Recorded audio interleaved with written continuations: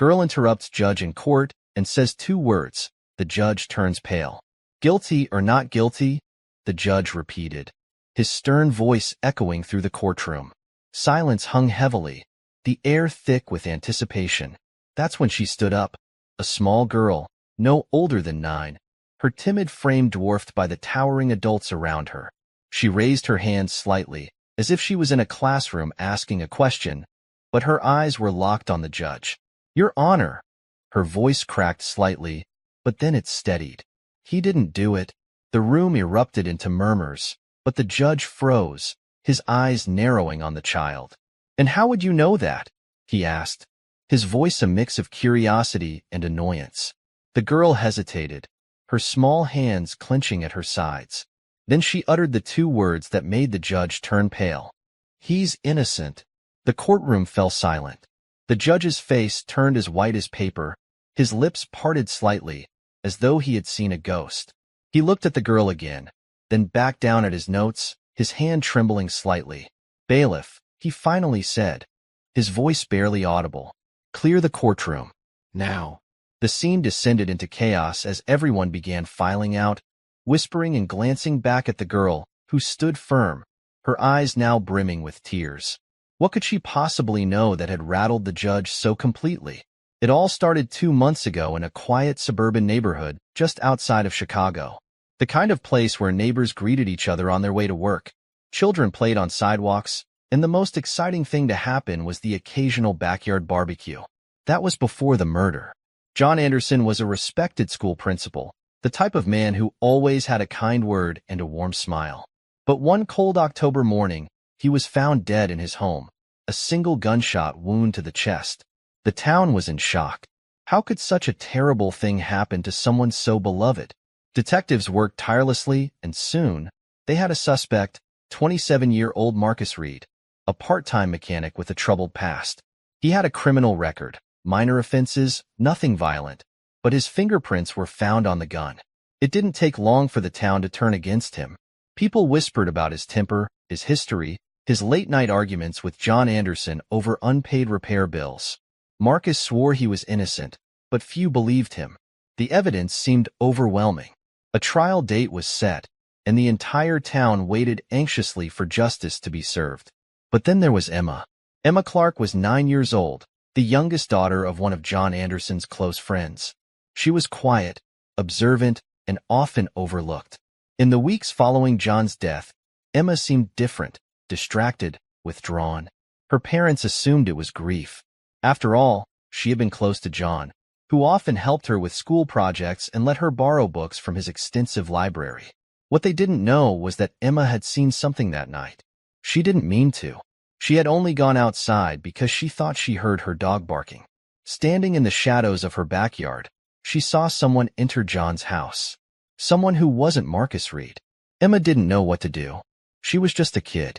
She wanted to tell her parents, but every time she tried, she choked on the words. Then, when Marcus was arrested, she felt sick. It wasn't fair. He didn't do it. She was sure of that. But who would believe her? A little girl? The police seemed so confident in their case. Even her parents said it was a shame about Marcus, but it was good they had caught the person responsible. The weight of what Emma knew grew heavier each day, and she started to lose sleep, replaying the scene over and over in her mind. She couldn't keep it in any longer. When the trial began, Emma begged her mom to let her come. I want to see justice for Mr. Anderson, she said. Her mom hesitated, but eventually agreed. Emma sat quietly through the opening statements, her small hands gripping the edge of the bench. She listened as the prosecutor painted Marcus as a cold-blooded killer and the defense struggled to poke holes in the evidence. When the judge asked for Marcus's plea, Emma felt her heart race. She didn't know what she was going to do. All she knew was that she couldn't let an innocent man be sent to prison for something he didn't do. And that's when she stood up. After the courtroom was cleared, the judge called Emma and her parents into his chambers. His face was still pale, and his hands trembled as he poured himself a glass of water. Young lady, he said, his voice softer now, I need you to tell me everything you know. Emma glanced at her parents, their faces a mix of confusion and concern. She took a deep breath and began to speak. She described the figure she had seen that night, the way they moved, the way they hurried into John's house. She told him it wasn't Marcus, that the person was taller, thinner, and wearing a dark jacket. The judge listened intently, his face unreadable. When she finished, he leaned back in his chair and sighed heavily. "This complicates things," he muttered. "What does this mean?" Emma's mother asked, her voice shaking. "Is my daughter in danger?" The judge didn't answer. Instead, he picked up the phone and made a call. "We need to reopen the investigation," he said firmly, "and get extra security for this family." As the night wore on, Emma's words began to unravel everything. Evidence that had seemed so solid was suddenly full of holes. Witnesses were re-interviewed. The judge's sudden shift in demeanor raised questions among those involved in the case. But Emma had no idea that her simple act of courage had set off a chain of events far more dangerous than she could imagine. The next morning, Emma woke up to the sound of someone tapping on her bedroom window. She froze, her heart pounding. When she pulled back the curtain, her breath caught in her throat. A figure in a dark jacket stood outside, their face obscured by the shadows. And then, they turned and walked away. Emma stared out the window, her hands trembling as she clutched the curtain. The figure disappeared into the darkness, leaving behind only the faint rustle of leaves. She wanted to scream, to call her parents, but her voice was trapped in her throat. She backed away from the window and sat on her bed, pulling her knees to her chest. What if they knew what she had said in court? What if they were here because of that? After a few minutes of silence, Emma mustered the courage to peek through the window again. The yard was empty. She hurried to her parents' room, her small feet barely making a sound on the carpeted floor. "Mom, Dad," she whispered, her voice shaky. "There's someone outside." Her mother stirred, groggy, and sat up. "What are you talking about, sweetheart? Did you have a bad dream?" Emma shook her head vigorously. "I saw someone outside my window." Her father sat up now, rubbing his eyes. "Are you sure?" he asked, his tone concerned but skeptical. "Yes," Emma insisted, her voice rising slightly. "They were wearing a dark jacket. I saw them." Her father grabbed a flashlight and headed to the window. He scanned the yard, the beam of light cutting through the darkness. "Nothing. I don't see anyone," he said after a few moments. Emma's mother joined him at the window. "It's probably just nerves, honey," she said gently, placing a hand on Emma's shoulder. "You've been through a lot these past few days." "I know what I saw," Emma whispered, her voice barely audible. Her father sighed. "I'll check outside, just to be safe." Emma and her mother watched from the window as her father walked the perimeter of the house. He checked the bushes, the driveway, and even the backyard. After about 10 minutes, he came back inside. "There's no one out there," he said, "but I'll leave the porch light on, and we'll keep the doors locked." Emma nodded, but deep down, she wasn't convinced. That figure wasn't just in her imagination. Someone had been there, and she knew it. The next day at school, Emma felt like she was being watched. She couldn't shake the feeling that someone's eyes were on her, even in the crowded hallways. She kept glancing over her shoulder, but every time she turned around, there was no one there. At lunch, her best friend, Lily, noticed her unease. "What's wrong with you today?" Lily asked, biting into an apple. "You're acting weird." Emma hesitated, then leaned in close. "I think someone's following me." Lily raised an eyebrow. "What do you mean? Like a stalker?" Emma shrugged. "I don't know. I saw someone outside my window last night, and now I feel like, I don't know, like I'm being watched." Lily's eyes widened. "Did you tell your parents?" "Yeah," Emma said, pushing her sandwich around on her plate. "But they think I'm just imagining things." Lily frowned. "Maybe you should tell someone else. Like the police." Emma shook her head. "I don't want to make a big deal out of it. What if I'm wrong? What if you're not?" Lily countered. "You stood up in court and said something huge. What if someone's mad about it?" Emma's stomach turned at the thought. She didn't want to admit it, but Lily had a point. What if her words in court had put her in danger? That evening, as Emma walked home from school, she felt the same uneasy sensation she'd had all day. The streets were quiet, the sun casting long shadows over the pavement. She glanced behind her every few steps, but no one seemed to be there. She was only a block away from her house when she heard it, a soft rustling sound, like someone stepping on dry leaves. She stopped in her tracks, her heart pounding. "Hello?" she called out, her voice shaky. "Is someone there?" No answer. She quickened her pace, her backpack bouncing against her shoulders. The sound of footsteps behind her grew louder. She broke into a run, her legs pumping as fast as they could. She didn't dare look back. When she reached her front door, she fumbled with her keys, her hands shaking so badly that she dropped them. Come on," she muttered, grabbing them off the ground. She finally got the door open and slammed it shut behind her, locking it quickly. Her mother appeared in the hallway, startled. "Emma? What's wrong?" Emma was panting, her face pale.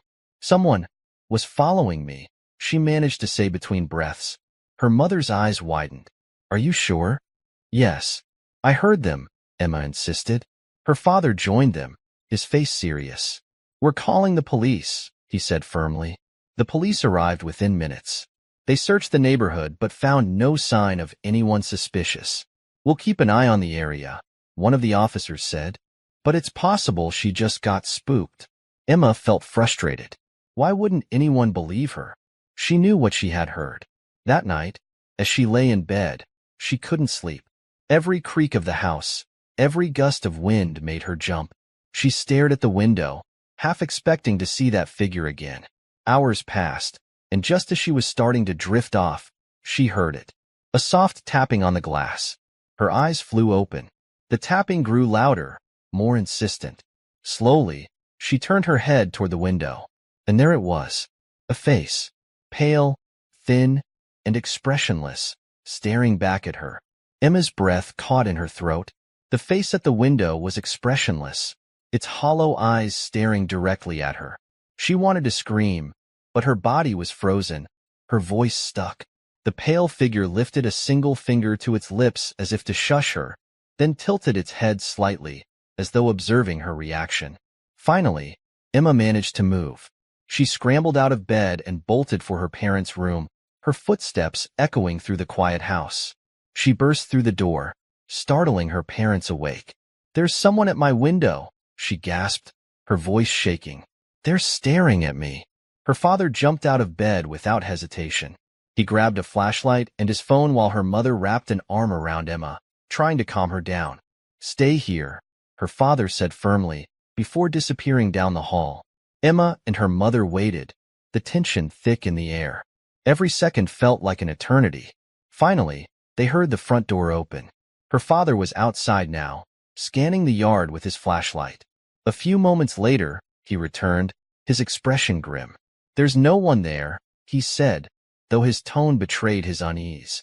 "But the grass outside her window is trampled. Someone was here." Emma's mother tightened her grip on her daughter. "We're calling the police again," she said, her voice firm. When the police arrived, Emma described what she had seen. The officer taking her statement seemed skeptical but polite. "Are you sure it wasn't a shadow, or maybe a reflection?" he asked. "It wasn't a shadow," Emma snapped, frustration bubbling over. "It was a person. I saw their face." The officer nodded, jotting down notes. "We'll increase patrols in the area," he said, "but I suggest keeping your windows locked and maybe getting some additional security measures. Cameras, motion lights, that sort of thing."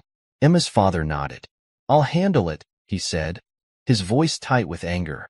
"But you'd better catch whoever this is." As the officers left, Emma felt a wave of exhaustion wash over her. She wanted to feel safe, but how could she, knowing that someone had been watching her while she slept? The next day, Emma didn't want to go to school. She was too tired, too scared, but her parents insisted. "You need to keep living your life," her mother said gently. "You can't let this stop you." Reluctantly, Emma went, but she spent the day in a fog, barely paying attention in class. At lunch, Lily tried to cheer her up. "Maybe they'll catch the guy soon," she said, her voice hopeful. "Then this will all be over." Emma nodded but didn't say anything. She couldn't shake the feeling that this wasn't over. Not by a long shot. That evening, her father installed a motion-activated camera outside her window. "If they come back, we'll have them on video," he said. It made Emma feel a little better, but not much. As she lay in bed that night, she kept her eyes fixed on the window, watching for any sign of movement. The hours dragged on, and eventually, she drifted into an uneasy sleep. At 2:14 a.m., the motion camera outside Emma's window triggered. The faint click of the lens adjusting echoed in the night as it captured footage of a figure moving toward the house. The person wore the same dark jacket Emma had described, their face partially obscured by a hood. They stopped just short of the window, their head tilting upward to peer inside. Then, they pulled something out of their pocket, a small object that glinted faintly in the moonlight. A knife. The figure moved closer, their hand reaching out to the window pane. But before they could touch it, a spotlight from the neighbor's motion-activated light flooded the yard. The figure froze for a moment, then turned and sprinted into the darkness. The next morning, Emma's father reviewed the footage. His face was pale as he watched the figure approach the window. "This isn't just some prank," he said, his voice tight. "This person means harm." He immediately called the police, who arrived within the hour. The officers reviewed the footage and agreed that the situation was serious. "We'll have a car parked outside your house tonight," one of them said, "and I recommend keeping your daughter in sight at all times." Emma felt a chill run down her spine. She didn't like the way the officer had said "your daughter," as though she were the target. That night, Emma lay in bed, unable to sleep. She could hear the faint hum of the police car engine outside, but it did little to calm her nerves. Every creak of the house, every gust of wind made her jump. Around midnight, her father checked on her. "You okay, kiddo?" he asked, sitting on the edge of her bed. Emma nodded. "I guess." He ruffled her hair. "We've got people watching the house. Nothing's going to happen. Try to get some rest." She nodded again, though she didn't believe him. When her father left the room, she lay awake, staring at the ceiling. Then, around 1:30 a.m., she heard it. A faint tapping sound, not at her window this time, but at the back door. Emma froze. The sound came again, louder this time. Someone was trying to get inside the house. Emma's breath hitched as the tapping at the back door grew more insistent. She wanted to run to her parents' room, but fear rooted her in place. The faint sound of the police car's engine outside reminded her they were there, but would they hear this? The tapping stopped abruptly, plunging the house into silence. Emma strained to listen, every muscle in her body tense. She slid out of bed quietly, her feet barely making a sound on the carpet. She crept to her door and peeked into the hallway. The house was dark and still, but she could feel it. Someone was out there. Then she heard it. The creak of a floorboard downstairs. Emma's heart pounded as she ducked back into her room. Someone was inside. She reached for her phone on her nightstand, her trembling fingers fumbling to unlock it. She dialed 911 and pressed the phone to her ear, whispering as quietly as she could. "There's someone in my house," she said, her voice barely audible. "Please, send help." The operator's calm voice instructed her to stay on the line and keep quiet. "Officers are already stationed outside. Stay where you are." Emma hung up and moved toward her closet, pushing aside her clothes to create a small space to hide. She crouched there, her heart racing, every sound amplified in the stillness. Downstairs, the figure moved with deliberate slowness, careful to avoid making too much noise. They carried a small crowbar, which they had used to pry open the back door. The dim light from the kitchen barely illuminated their face, but their movements were purposeful. They weren't there to steal. They were searching for something, or someone. The intruder paused at the base of the stairs, tilting their head as though listening. Then, they began to ascend, each step slow and deliberate. Outside, the officers in the patrol car noticed movement on their surveillance monitor. One of them sat up straight, squinting at the screen. "Someone's in the house," he said sharply, reaching for his radio. Emma held her breath as she heard the footsteps approaching her room. They stopped just outside her door. She clamped her hands over her mouth to stifle a whimper. The door creaked open, and a shadow fell across her room. The figure stepped inside, their heavy boots thudding softly against the floor. From her hiding spot, Emma could see the edge of their dark jacket and the glint of the crowbar in their hand. She closed her eyes, willing herself to stay silent. The figure moved around the room, their movements methodical. They opened drawers, flipped through her desk, and even glanced under her bed. Then, they stopped in front of the closet. Emma's heart felt like it might burst out of her chest.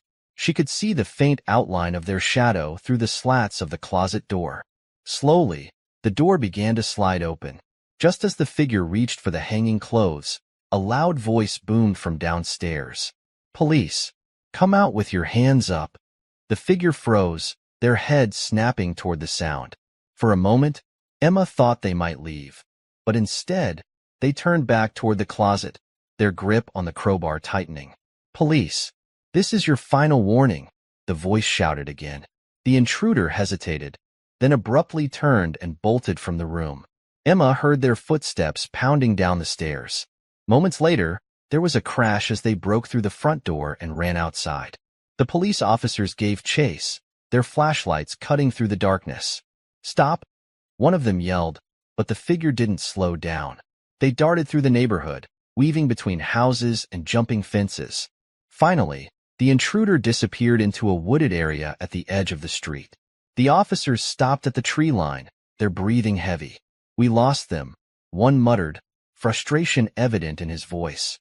Back at the house, Emma was sitting in the living room with her parents, her hands wrapped around a cup of hot chocolate her mother had made to calm her down. The officers were talking quietly near the front door. "We'll station more patrols in the area," one of them said, "and we'll analyze the footage from your cameras to see if we can identify them." Emma's father nodded, his jaw tight. "This can't keep happening," he said. "We need answers. Why are they targeting my daughter?" The officer hesitated before responding. "It could be related to her testimony in court," he said carefully. "If someone thinks she knows something—" Emma's mother put a protective arm around her. "She's just a child," she said, her voice breaking. "Why would anyone want to hurt her?" The officer didn't answer. He simply nodded grimly and promised to stay in touch. Later that night, Emma lay awake in her parents' bed, her mother's arm draped over her protectively.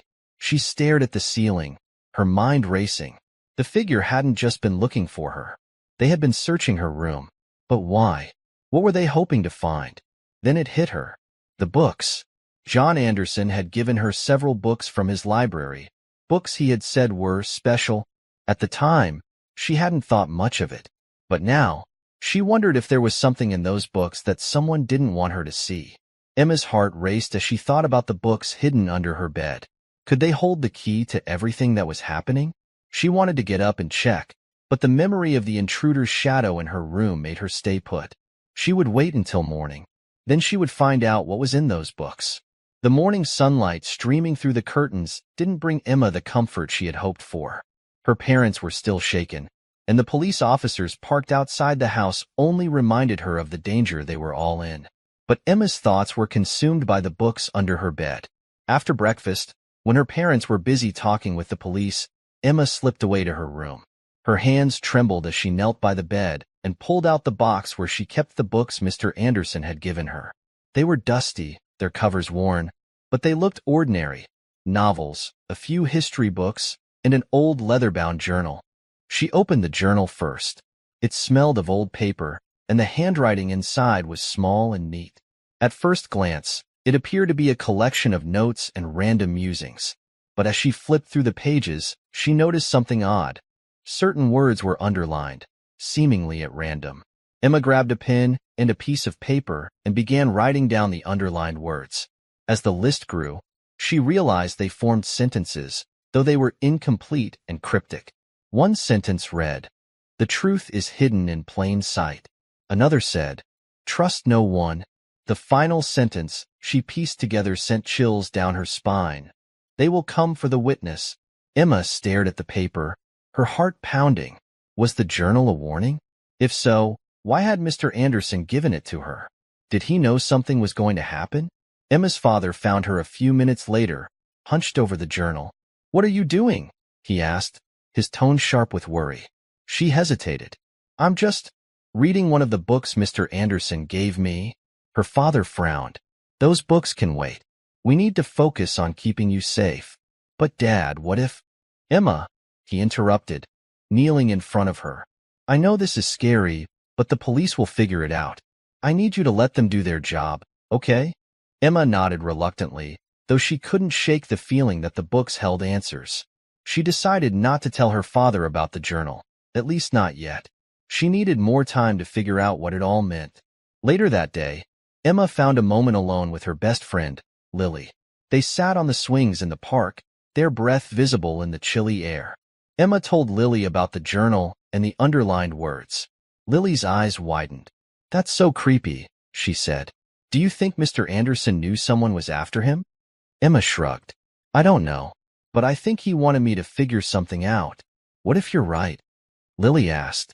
"What if those books are the reason someone's after you?" Emma hadn't considered that. "You think they're looking for the journal?" "Maybe," Lily said. "But if they are, then it must be important. We should figure out what it says before they come back." Emma glanced around the park nervously. She felt exposed, like someone could be watching them. "I think we should go back to my house," she said. "It's safer there." When they got back, Emma showed Lily the journal and the sentences she had written down. Lily examined the pages closely, her brow furrowed. "This looks like a code," she said, "but it's hard to tell what it means." Emma pulled out another book from the box, a history book about the town's founding. She flipped through it, but nothing seemed unusual. Then Lily pointed at something. "Look at the first letter of each chapter title," she said. Emma scanned the letters, her heart racing. Together, they spelled out, "Key to the Truth." "What does that mean?" Lily asked. "I don't know," Emma said, "but I think we're missing something." That evening, while her parents were distracted with another visit from the police, Emma sneaked back to her room. She felt around the bottom of the box, wondering if there was anything she had overlooked. Her fingers brushed against something rough, a small piece of paper taped to the inside of the box. She pulled it out and unfolded it.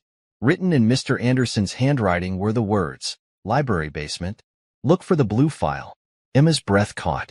The library. She hadn't been there since Mr. Anderson's death. It was where he had spent most of his free time, volunteering and organizing events. If there was a clue there, it might explain everything. But how was she supposed to get to the library with the police watching her every move? That night, Emma waited until her parents were asleep. She had overheard them discussing the security arrangements with the officers outside, which included keeping patrols near the house all night. Emma felt bad about sneaking out, but she couldn't wait any longer. She had to know what was in the library basement. She packed a small bag with a flashlight and the journal, then climbed out of her window as quietly as she could. The cool night air stung her cheeks as she dropped to the ground and crouched behind the bushes. She waited, watching the beam of a police flashlight sweep across the yard. When it moved away, she darted toward the street, keeping to the shadows. The library was dark when she arrived, its tall windows reflecting the moonlight. Emma crept around to the back entrance, where she knew Mr. Anderson used to keep a spare key hidden in a loose brick. She felt along the wall until her fingers found the small metal key. Inside, the library smelled of old books and dust. The faint hum of the building's heating system was the only sound. Emma used her flashlight to navigate through the aisles until she found the door to the basement. The door creaked as she opened it, the sound echoing in the quiet. She descended the stairs, her flashlight cutting through the darkness. The basement was cluttered with boxes and old furniture, but in the far corner, she spotted a cabinet. She opened it, her hands shaking. There, tucked between a stack of old papers, was a blue file folder. Emma opened it and froze. The folder was filled with photographs, notes, and newspaper clippings, all about Marcus Reed's case. But what shocked her most was a photo of a man she didn't recognize. Written in bold letters beneath the photo was a single word, "Guilty." As Emma stared at the photo, she heard footsteps on the stairs behind her. She whipped around, her flashlight shaking in her hand. "Emma," a deep voice said, sending a chill down her spine. "I've been looking for you." Emma's flashlight shook violently in her hand as she pointed it toward the voice. The beam of light revealed a man standing halfway down the stairs, his face partially obscured by shadows. He was tall, dressed in a dark jacket, and his expression was cold and unreadable. I don't know who you are," Emma stammered, her voice trembling. "Leave me alone." The man took another step down the stairs, his boots echoing in the confined space. "You shouldn't be here," he said, his tone calm but menacing. "That file doesn't belong to you." Emma's heart raced as she clutched the blue folder to her chest. She didn't know what to do. She couldn't run past him, and there was no other exit from the basement. "Stay back," she yelled, her voice cracking. The man ignored her, taking another slow step forward. "Listen, kid. You don't understand what you've gotten yourself into. Just give me the file and I'll leave." "No," Emma shouted, surprising even herself with her defiance. "You're trying to hurt me, and I know this is important. I'm not giving it to you." The man's expression darkened.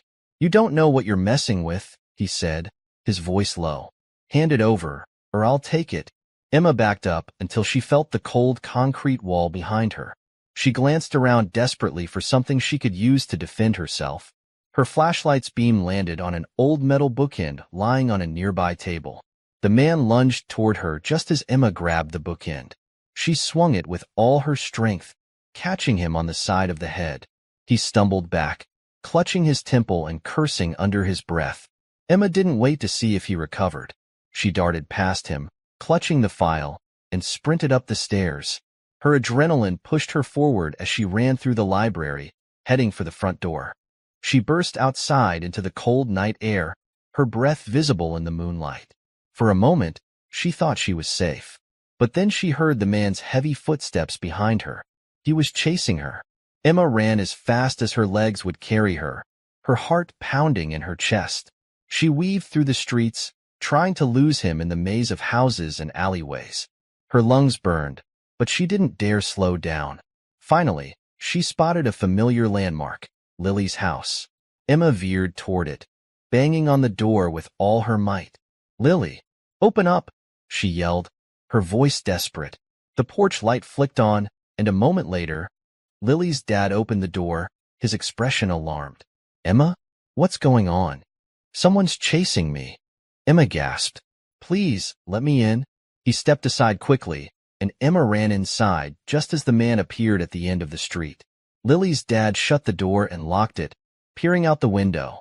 "Who is that?" he asked. "I don't know," Emma said, clutching the file tightly. "But he's dangerous." A few minutes later, the police arrived, summoned by Lily's dad. Emma sat on the couch, still clutching the file, as she tried to explain what had happened. The officers listened intently, their expressions growing more serious as she described the man in the basement and his attempt to take the file. "Did you recognize him?" one officer asked. Emma shook her head. "No, but he said the file didn't belong to me. He seemed really desperate to get it." The officer glanced at the file in Emma's lap. "Do you mind if we take a look?" Emma hesitated. Part of her didn't want to let the file out of her sight, but she knew she couldn't handle this alone. "Okay," she said softly, handing it over. The officer opened the file and flipped through its contents. His brow furrowed as he examined the photographs and notes. "This is unusual," he muttered. "Where did you find this?" "In the library basement," Emma said. "It was hidden in a cabinet. There was a note from Mr. Anderson that said to look for it." The officer nodded slowly. "We'll need to analyze this. It might have information relevant to Marcus Reed's case." Emma felt a pang of guilt. What if giving them the file meant losing her only lead? "Will I get it back?" she asked. The officer smiled reassuringly. "Don't worry. We'll make copies of everything. If there's anything you need, we'll make sure you have access to it." After the police left, Emma stayed at Lily's house for the rest of the night. She barely slept, her mind racing with questions. Who was the man in the basement? Why was the file so important? And what did it have to do with Marcus Reed? The next morning, Emma's parents picked her up, their faces etched with worry. "You scared us half to death," her mother said as she hugged her tightly. "What were you thinking, sneaking out like that?" Emma explained everything. The journal, the file, the man who had chased her. Her parents listened in stunned silence, their expressions shifting between anger and fear. "We're not letting you out of our sight again," her father said firmly. "You're staying home until this is over." Emma nodded, too exhausted to argue. But deep down, she knew this wasn't over. The file was just the beginning, and whoever the man in the basement was, he wasn't going to give up. That afternoon, the police called with an update. The man who broke into the library matches the description of someone we've been tracking for months, the officer said. He's connected to a group we believe may be responsible for framing Marcus Reed. Emma's heart sank. So, Marcus really is innocent? She asked. It's looking that way, the officer said, but proving it won't be easy. The people behind this are dangerous, and they'll do whatever it takes to protect their secrets. Emma hung up the phone, a sense of dread washing over her. She had uncovered a piece of the truth, but it had only made things more complicated and more dangerous. As she sat on her bed, staring at the empty box where the file had been, she realized she couldn't stop now. Mr. Anderson had left her clues for a reason, and she owed it to him, and to Marcus, to see this through. That night, as Emma lay in bed, she heard a noise outside her window. She froze, her heart pounding. Slowly, she turned to look. There, on the glass, was a message scrawled in red paint. Stay out of it. Emma stared at the message scrawled on her window, her stomach twisting in fear. The red letters dripped slightly, like fresh blood, and though it was just paint, the sight made her shudder. She jumped out of bed and ran to her parents' room, banging on the door. Mom, Dad, someone was outside my window, she yelled. Her father opened the door, his face pale with concern. What happened? He asked, pulling her inside. Emma pointed toward her room. There's a message on the window. It says, stay out of it. Her parents exchanged worried looks before her father grabbed a baseball bat and headed to her room. Emma followed close behind, staying behind her mother. When they reached her window, the message was still there, the red letters glaring in the moonlight. Her father stepped closer, examining the outside of the glass. It's paint, he said, his voice tight. But there's no one out there now. Emma's mother gasped. What if it's the same man from the library? Her father didn't answer. He grabbed his phone and called the police, explaining the situation in a hushed, urgent tone. Emma sat on her bed, her arms wrapped around herself, trying to process what had happened. Whoever had left that message wanted her to be scared, and it was working. When the police arrived, they searched the yard and the surrounding area but found no sign of anyone. The officer in charge, a stern woman named Detective Harper, sat down with Emma and her parents in the living room. This is clearly an attempt to intimidate you, Detective Harper said. It's likely connected to the events at the library and the file you found. Emma's father frowned. Why would anyone go to such lengths to scare a child? Because she knows something, Harper replied. Or they think she does. Emma shifted uncomfortably in her seat. I was just trying to help, she said softly. I didn't mean to make things worse. Detective Harper gave her a small, reassuring smile. You're braver than most adults I've met, Emma. But these people are dangerous, and I need you to promise me something. What? Emma asked. I need you to stay away from this investigation, Harper said firmly. Let us handle it. If you find anything else, you come to us right away. No more sneaking out or chasing leads on your own. Understood? Emma nodded reluctantly. Okay, but deep down, she knew she couldn't make that promise. The clues Mr. Anderson had left her were meant for her, and she couldn't just walk away. The next morning, Emma stayed home from school. Her parents were taking no chances, and a patrol car was stationed outside their house all day. Emma spent the morning pacing her room, her mind racing with questions. Why had Mr. Anderson left her the file? What was the group behind Marcus's case trying to hide? And who was the man who had chased her at the library? As she sat on her bed, staring at the empty spot where the file had been, an idea struck her. She still had the journal. Maybe there was something in it that she had missed. Emma grabbed the leather-bound book and began flipping through it again. This time, she paid closer attention to the underlined words and phrases. One page caught her eye. It mentioned a place called Ridgeway Storage.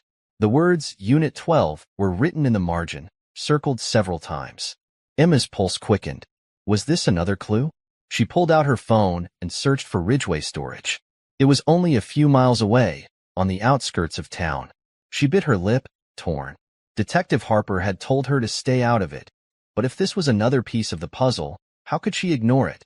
That afternoon, Emma called Lily and told her about the storage unit. Are you seriously thinking about going there? Lily asked, her voice a mix of excitement and worry. I have to, Emma said. What if there's something important there? Something that could help Marcus? Lily hesitated. Okay, but I'm coming with you. There's no way you're doing this alone. Emma smiled, relieved. Thanks, Lily. Meet me at the park in an hour. The two girls met at the park and rode their bikes to Ridgeway Storage. The facility was quiet, with rows of identical storage units stretching into the distance. A bored-looking man sat in a small office near the entrance, barely glancing at them as they walked past. Emma and Lily found Unit 12 easily. It was tucked in the middle of the second row. Emma's heart raced as she pulled on the metal latch, but it was locked. What now? Lily whispered. Emma glanced around and spotted a rusty crowbar leaning against a nearby dumpster. She grabbed it and wedged it under the latch, using all her strength to pry it open. The lock snapped with a loud crack. Inside, the unit was dark and smelled of damp metal. Emma clicked on her flashlight, revealing a cluttered space filled with boxes, old furniture, and random equipment. She and Lily started searching, opening boxes and sifting through papers. After a few minutes, Emma found something unusual, a small safe hidden under a pile of blankets. It was locked, but a keyhole suggested it could be opened with the right key. Do you think Mr. Anderson left this here? Lily asked, peering over Emma's shoulder. Maybe, Emma said, but we need the key. As they continued searching, Emma noticed a framed photo lying face down on a nearby shelf. She picked it up and turned it over. It was a picture of Mr. Anderson standing next to a man she didn't recognize. The man was smiling, but there was something unsettling about his expression. Who's that? Lily asked, pointing to the man in the photo. I don't know, Emma said, but I've seen him before. Her stomach sank as she realized where. It was the same man whose picture had been in the blue file, the one labeled guilty. Before she could say anything else, a loud bang echoed through the storage unit. The girls froze, their eyes darting toward the entrance. Footsteps. Someone was outside. Emma's heart raced as she grabbed Lily's hand. We need to hide, she whispered. They crouched behind a stack of boxes, barely daring to breathe. The footsteps grew louder, and then a voice called out. I know you're in here, the man said, his tone cold and mocking. You can't hide forever. Emma gripped Lily's hand tighter, her mind racing. They were trapped, and whoever was outside wasn't going to leave without finding them. Emma's heart pounded in her ears as she and Lily huddled behind the boxes.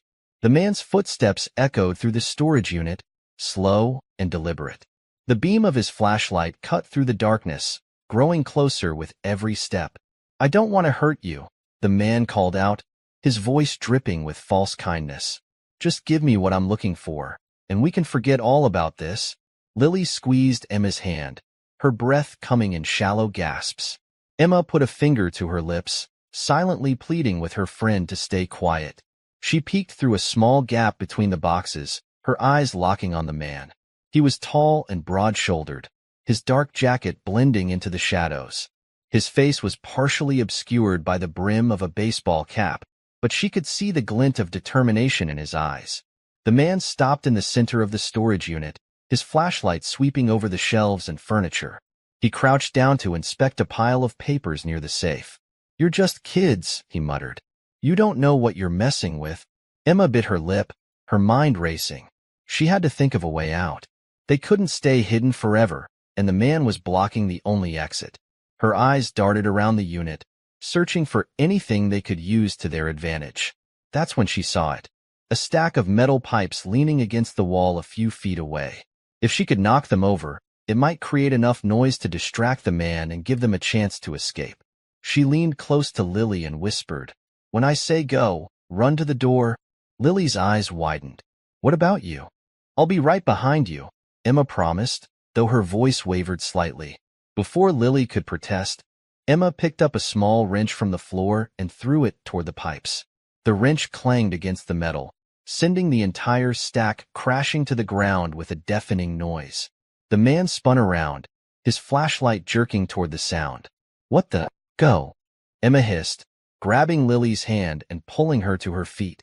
The two girls bolted for the door, their footsteps pounding against the concrete floor. The man shouted something behind them, but Emma didn't stop to listen. She pushed Lily out the door first, then followed, slamming it shut behind them. Outside, the cool night air hit them like a wave, but they didn't slow down. They jumped on their bikes and pedaled as fast as they could, their legs burning with the effort. Emma glanced over her shoulder and saw the man burst out of the storage unit, his flashlight bobbing wildly as he ran after them. "Faster!" Emma yelled, her voice hoarse with panic.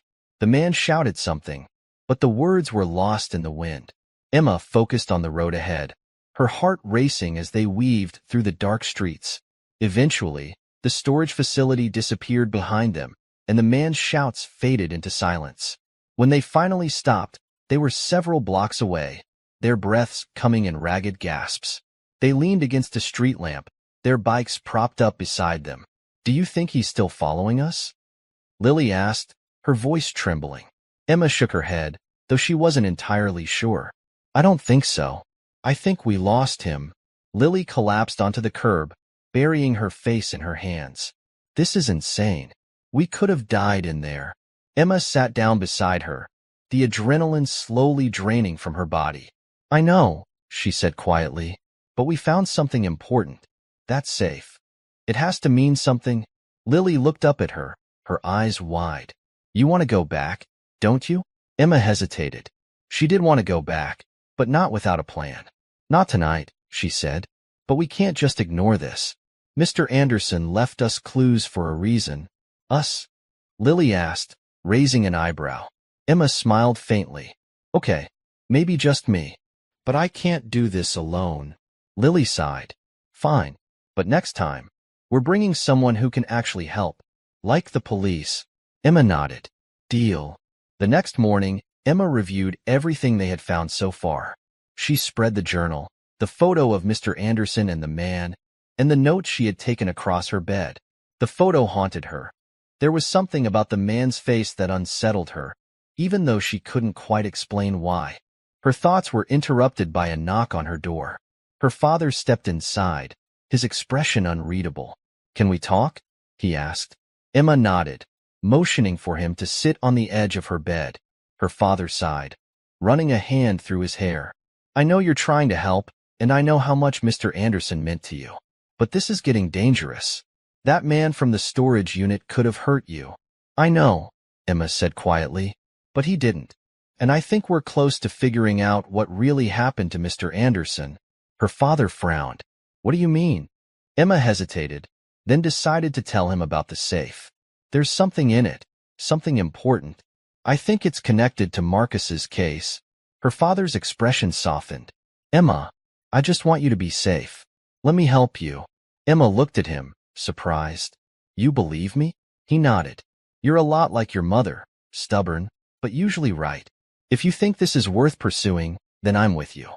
But we're doing it the right way this time." Emma felt a surge of relief.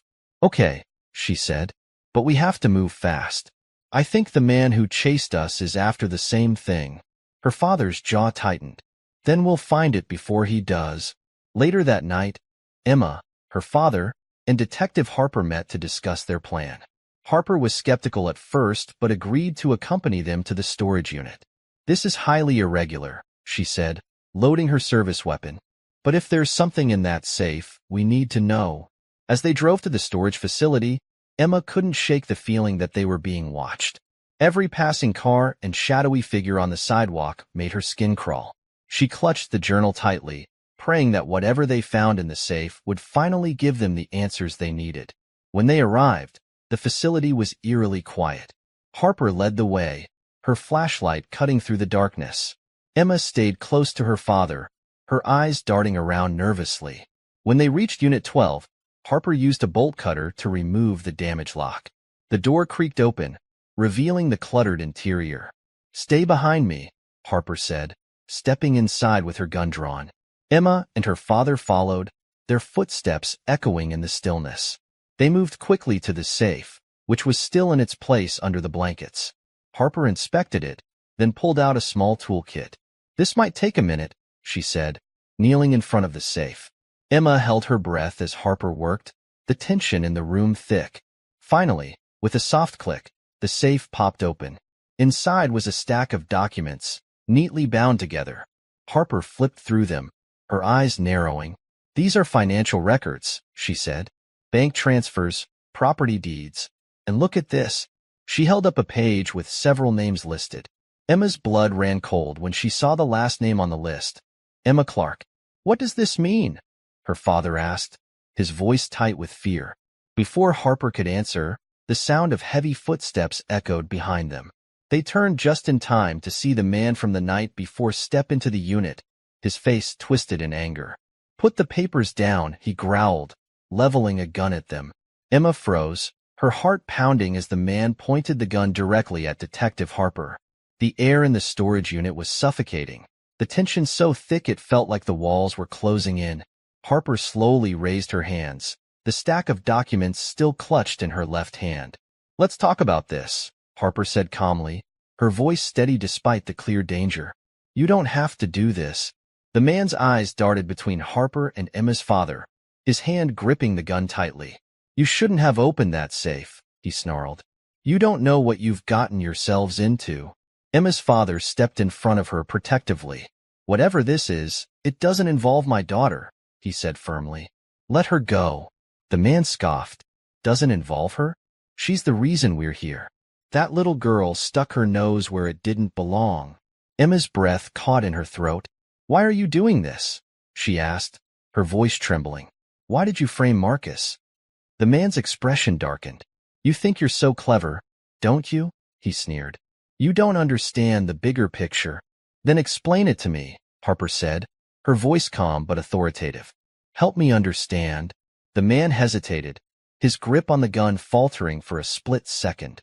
"This was never supposed to be messy," he muttered. "Anderson, he found something he shouldn't have. He threatened to go public, so we handled it." Emma's eyes widened. "You killed him?" The man didn't answer, but the look in his eyes said it all. "And Marcus?" Harper pressed. "Why frame him?" The man laughed bitterly. "He was easy. A nobody with a record. The kind of guy people already suspect. It tied everything up neatly. Until her." He glared at Emma. "Anderson left her just enough breadcrumbs to unravel everything." Harper lowered her hands slightly, keeping her tone neutral. "It's not too late to walk away from this. Put the gun down and we'll work this out." The man shook his head. "You don't get it. There's no walking away. If I don't handle this, they'll handle me." Emma's father clenched his fists. "You're not hurting my daughter." The man raised the gun higher, his eyes narrowing. "You don't have a choice." In that moment, Harper moved. With lightning speed, she lunged toward the man, grabbing the barrel of the gun and twisting it away. A deafening shot rang out, and Emma screamed, ducking behind a stack of boxes. Harper and the man struggled, the gun clattering to the ground as they fought for control. Emma's father pulled her further into the shadows, shielding her as chaos erupted. Harper landed a solid punch to the man's face, but he was strong and desperate. He shoved her against a shelf, sending boxes crashing to the ground. Emma peeked out from her hiding spot, her eyes darting to the gun lying on the floor. It was just a few feet away. She glanced at her father, who was focused on protecting her, and made a split-second decision. Before she could second-guess herself, Emma darted out of the shadows and grabbed the gun. The weight of it surprised her, but she gripped it tightly, her hands trembling. "Emma!" "No," her father yelled, but it was too late. The man turned just as she aimed the gun at him. His eyes widened in surprise. For a moment, neither of them moved. "Drop it," Emma shouted, her voice shaky but loud. The man smirked. "You don't even know how to use that." "Try me," she said, her finger hovering over the trigger. Harper, recovering from the fight, stood slowly and edged closer to the man. "Emma, put it down," she said gently. "I've got this." Emma hesitated, her hands trembling. The man saw his opening and lunged toward her. Before he could reach her, Harper tackled him to the ground, pinning him with a knee to his back. Emma's father rushed over, taking the gun from her hands. "Emma, are you okay?" he asked, his voice trembling. She nodded, her knees weak. I didn't know what else to do." "You did great," Harper said, panting as she cuffed the man's hands behind his back. "But next time, leave the heroics to me." The police arrived minutes later, taking the man into custody. Harper handed over the documents from the safe, instructing the officers to secure them as evidence. Emma sat on the curb outside the storage facility, wrapped in her father's jacket, her mind racing. "Is it over?" she asked softly. Harper crouched in front of her, placing a reassuring hand on her shoulder. "We've got him, and we've got the documents to prove what he and his group did. But this is just the start. There are others involved, and we need to take them down." Emma nodded, though she wasn't sure she believed it would ever truly be over. She had seen too much, learned too much. The web of lies and danger was bigger than she had ever imagined. Later that night, back at home, Emma sat on her bed, staring at the journal.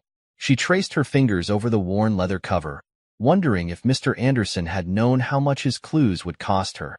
Her father knocked softly on the door and stepped inside. "Hey," he said, sitting beside her. "You okay?" Emma nodded, though tears welled in her eyes. I feel like it's my fault. If I hadn't—" "Stop," her father said firmly. "You were brave, Emma. You did what you thought was right, and because of you, Marcus might finally get justice." Emma leaned against him, her tears spilling over. "I just want it all to stop." Her father wrapped an arm around her. "It will. I promise." But even as he said the words, Emma felt a lingering unease. Somewhere out there, others were still pulling the strings, and she wasn't sure she could trust the fight to end here. That night, as she lay in bed, her phone buzzed with a text message from an unknown number. Her blood ran cold as she read the words. "This isn't over, Emma."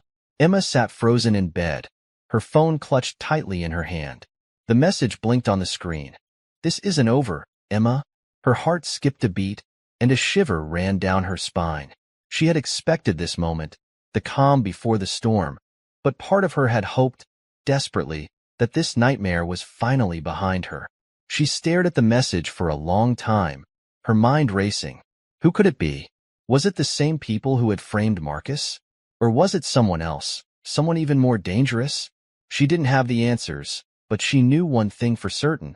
She couldn't let fear control her, no matter how much she wanted to ignore it. To pretend everything was normal, she couldn't. The truth was out there, buried in the secrets of the past, and it was her responsibility to see it through. The next morning, Emma met with Detective Harper and her father. They sat around the kitchen table, a pile of documents between them. The photo of the man with Mr. Anderson was now in the hands of the police, and the rest of the evidence from the storage unit had been analyzed.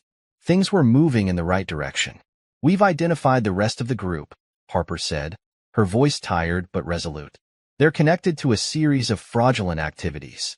We've got enough to bring them down." Emma's father smiled at her. "You did this. You gave us the key to everything." Emma smiled weakly, but her thoughts kept drifting back to the text message. But what if there's more?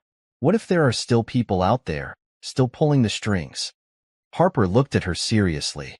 "There might be, but we're not letting them get away. We're watching every move." Emma nodded, grateful for the reassurance, but the doubt still lingered. She couldn't help but wonder if this was just the beginning of something much larger. What if the people behind this were always one step ahead? As days passed, Emma started to feel more at ease. The police had arrested several members of the group, and Marcus was released from custody after a thorough investigation cleared him of any wrongdoing. The truth was finally coming to light, and with it, a sense of justice. But Emma couldn't shake the feeling that her life had changed forever. She had learned things that a child shouldn't have to know, faced fears that most people could only imagine, and in doing so, she had become something she wasn't sure she was ready to be, a witness to the truth, no matter how dangerous it was. Weeks later, the case against the group was brought to trial. Emma sat in the courtroom, her family by her side. She watched as the people responsible for Mr. Anderson's death, for the lies and the betrayal, were led away in handcuffs. It wasn't over yet, but it was close. Justice had been served. The man who had chased Emma in the storage unit was sentenced to life in prison, along with the others who had been involved in the conspiracy. As the courtroom emptied, Emma stood outside, her gaze lingering on the courthouse steps. She had done it.